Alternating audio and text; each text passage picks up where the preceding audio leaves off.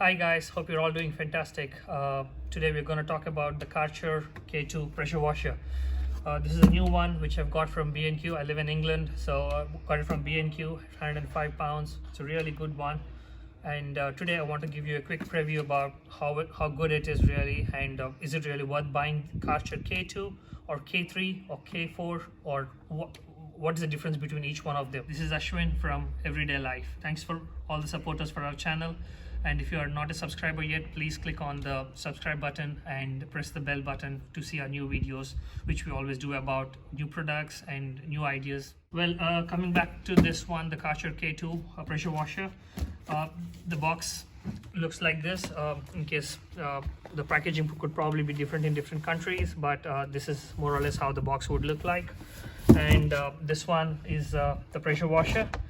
The assembly is quite simple. I'm not going to bore you with all that because this is not an assembly video. This is a video about how it's going to work and is it really worth buying the K2 or the K3 or the K4. There are different versions of the Karcher, but how much, and each one is priced at a different price. So we're going to look at, is it really worth going that far, or the K2 is good enough. So the K2 comes with a 4-meter hose, the water hose that we use. And this is the pressure washer, and the assembly is quite simple. Like I said, you get an instruction manual, you just have to fix things. This is the gun, and it comes with 2 different accessories.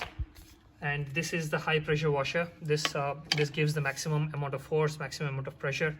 And I'll tell you once when I start the demonstration, I'm going to show you where exactly you would need this when it comes to tile cleaning. And this one has got 4 different levels. If you can see, the one that you see here is the mix, which means you can use it for cleaning the floors, the doormats and other things.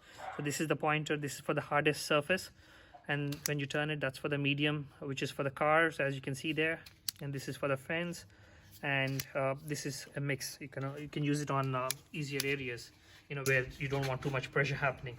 And like I said, this one is the hardest, and it's for the stones and all this. The best thing that I like about Karcher is this tile cleaning accessory, which you get only in Karcher. I haven't seen in many other companies that do this. It comes with a dual spinning pressure valves, where the water comes out in high pressure, and it's going to help you clean the tiles much faster than using a regular pressure pointer.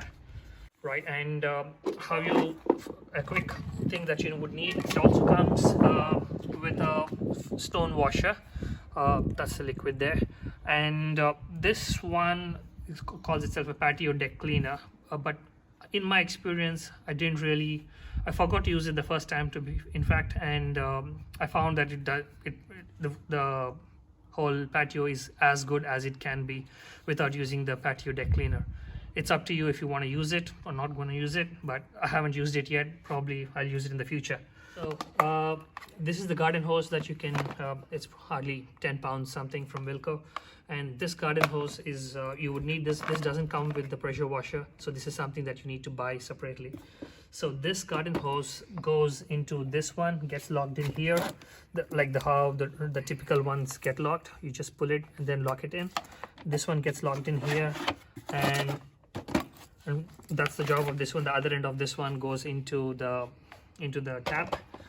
And this hose comes with the Karcher, and this one gets locked in here. One end of it gets locked in here, and then you press it down.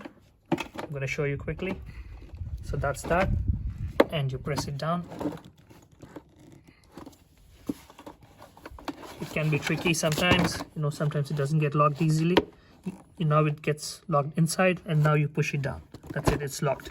It's very important you lock this one because the water comes in a high pressure, and be careful using this tool when you have kids around, because it can be quite painful having hit through this one. So the other end of the hose that comes with Karcher, that one goes into the gun. This is the gun here, and this one goes in there. And then again, the same like that one, it gets locked. You just have to fiddle around probably a little bit. Yeah, now it has gone inside, and then you press it and it gets locked. So now you have the gun, and just to avoid the risk, you have the lock button and the unlock button. So when you have this one, it doesn't get pressed anymore. So you don't risk kids pressing this one accidentally and then um, shooting at themselves. Or 1 second, let me show you the pointer, pressure pointer first.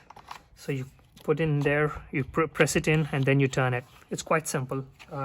And then you press the button, and then the water comes at high pressure. I'm not gonna show you now, but in a few minutes later I'm going to show you a live demonstration on how this is going to work, and probably that would give you a better idea whether it's worth buying this or the K3 or the K4. So coming back to this one, so this one I'm going to show you the tile cleaner now, and you put it in there like this, you lock it and you turn it, okay, and then you have yourself a complete tile cleaner. And if you want to use the detergent, like I told you, I haven't used the detergent, but if you want to use it, this is where you use it. So you see this here, this little white one, that's what you need to pull, and then it comes out like a tube, and that you need to insert it into this bottle.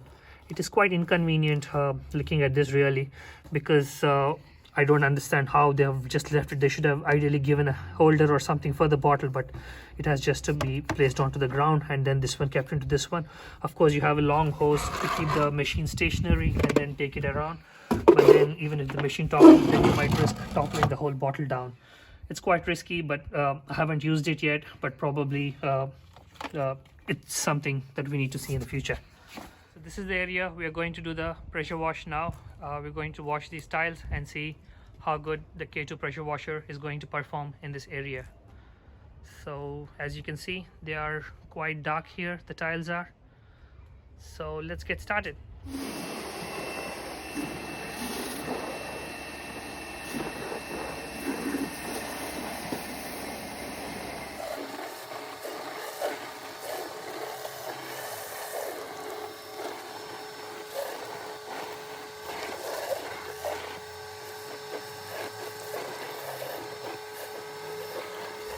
So when the floor cleaner accessory helps you do a lot of area in a very quick time, the stone blaster, which is this one, helps you reach the corners where the stone cleaner cannot usually reach.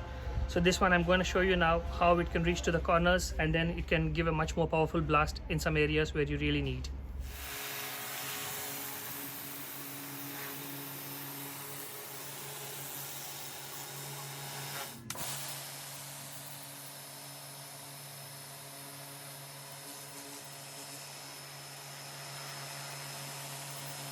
You can clearly see how the floor looks after washing, and this is how it looked before washing.